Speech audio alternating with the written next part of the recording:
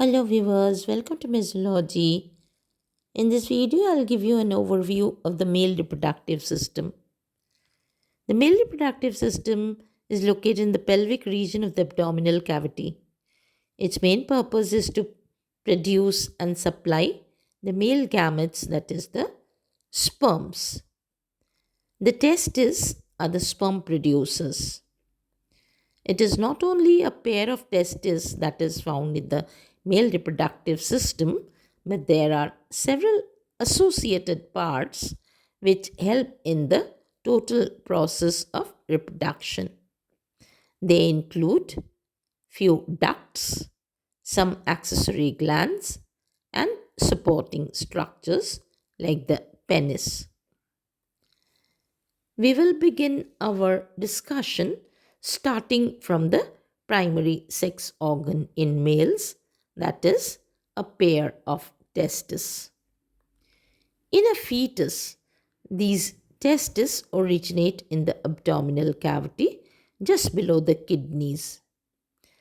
But by the 7th month of gestation, it descends permanently into scrotal sacs through a passage called the inguinal canal. These scrotal sacs are pouch like structures of loose skin that arises from the lower abdominal wall and holds the two testicles. Between the two testicles, this skin provides a partition or septa, which is called the septum scroti. This septation is also visible externally by the marked appearance of a ridge called raphe. If we look further into the internal anatomy of a testis, we would find the following structures. There is an encasing of the testis by a dense fibrous tissue layer which is called the tunica albuginea. The inward growth of this layer of tunica albuginea divides the testis into 200 to 250 different lobules. This may even go as high as 300 lobules. While each lobule contains 1 to 3 highly coiled seminiferous tubules. These seminiferous tubules, in turn, are lined inside by germinal epithelium. The germinal epithelium comprises of two different kinds of cells. The cuboidal cells, which are called the spermatogonia, which later give rise to the spermatocyte. It also comprises of another category of cells called the pyramidal cells. They are actually the sertoli cells. These sertoli cells provide nutrition to the developing sperms. The production of luteinizing hormone that stimulates the testis, where the FSH stimulates the sertoli cells to produce the androgen binding proteins which will help to nourish the growing sperms.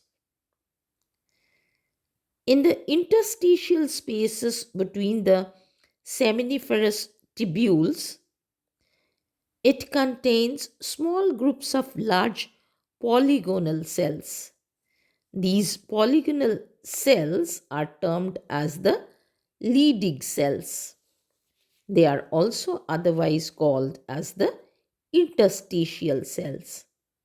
These leydig cells can secrete the male hormone, collectively called androgens and specifically called testosterone. This testosterone production is stimulated by the luteinizing hormone produced from the anterior pituitary. There are several ducts that straighten out when the seminiferous tubules emerge out from the scrotal sac. Even before emerging out, the much convoluted seminiferous tubules start becoming a straight tubule, and then it falls into a network which makes the rete testis. The rated testes now come out of the scrotal sac via the efferentia, ducts of efferentia. They are 12 to 20 in number. This ducts of efferentia next leads into the tubular structures, which are also much highly coiled, and that is known as epididymis. This epididymis is somewhat situated posterior and lateral to the testis. This epididymis, which sits on the top of the scrotal sac, is termed as the caput epididymis. And the part that runs along the body of the testis, that is called the corpus epididymis. And finally, when it comes to the lower end, that is named as the cauda epididymis. At the caput epididymis, the maturation and the storage of the sperms take place, while it descends down from the corpus and the cauda part. This is the place where the transport of the sperms take place from the epididymis to the next tube called the vas deferens. So the epididymis are indeed long tubes which are invested completely by the tunica vaginalis. In an adult, they may measure 6 to 7 centimeters when tightly coiled. Upon opening and uncoiling, they may go as large as 6 meters. Functionally, they are interconnection between the multiple efferent ducts in the proximal end and to the vas deferens at the distal end. So the next that emerges as a tube-like structure is the vas deferens. This is a fibro-muscular long tube which ranges 30 to 45 centimeters, and this runs from the epididymis into the pelvic cavity behind the bladder. Next, it connects it to the urethra through the ejaculatory duct. It is surrounded by the spermatic cord, and that helps to transport sperms to the urethra. It continues until it joins the duct of seminal vesicle to create the ejaculatory duct. The ejaculatory duct passes through the prostate and opens into the urethra. While the sperms are transported through these ducts, there is a lot of secretion from the 3 glands that add up to the sperm for its motility, lubrication, and even for nutrition. So the first is a unpaired bilobed gland. This is a walnut sized prostate gland just below the bladder. Its secretion is thin, milky, and alkaline in nature. Functionally, it enhances the motility of the sperm.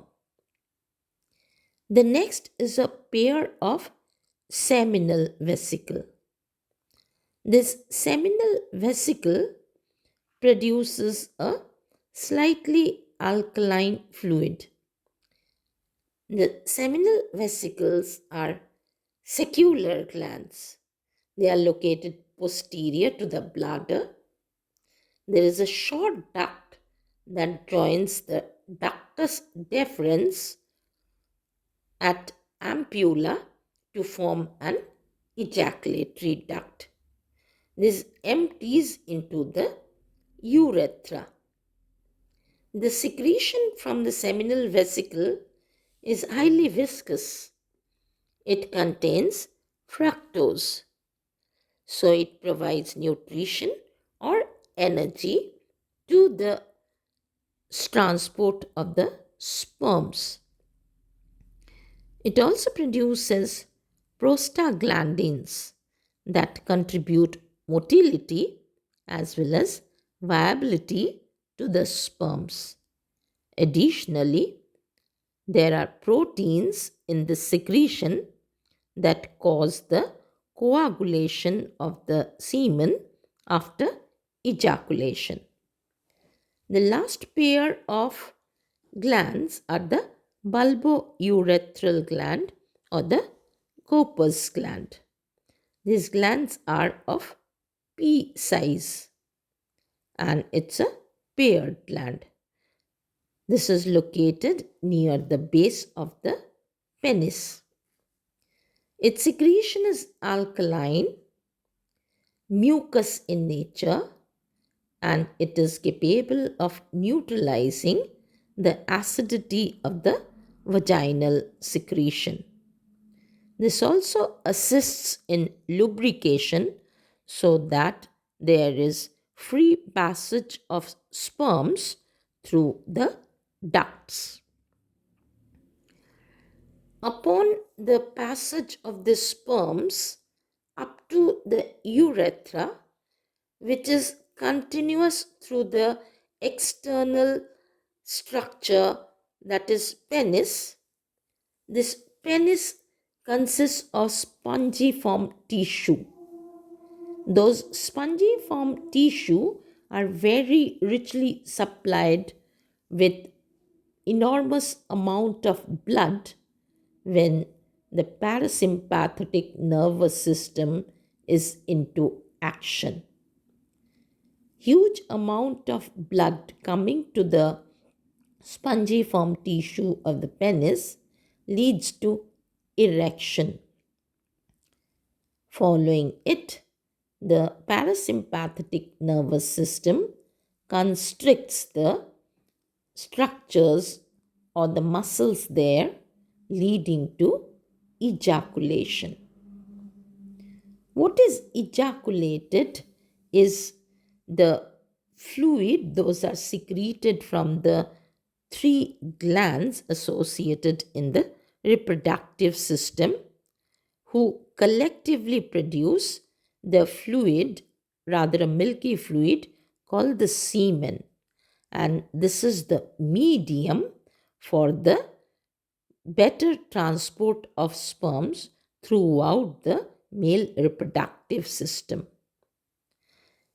The number of sperms in the semen, which is approximately 2 to 3 ml in a normal adult, it is around 200 million to 400 million sperms.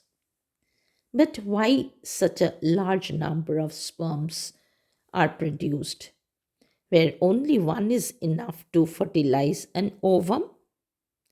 The reason is that the female vaginal tract secretion is highly acidic, while the male secretions are alkaline, but it takes time for the vaginal secretion to be neutralized. And during that period, quite a large number of sperms get killed or absorbed. Even beyond this, the sperms have to travel in the upward direction, where most of the sperms, while making its transport, may lose their tail end. And even when few of them reach close to the egg, if it is available in the fallopian tube, once one of the sperm attaches to the egg cell and makes an entry of its head into the egg, there is a secretion of antifertilizin, which reduces the probability of any other sperm cell to project into the egg cell.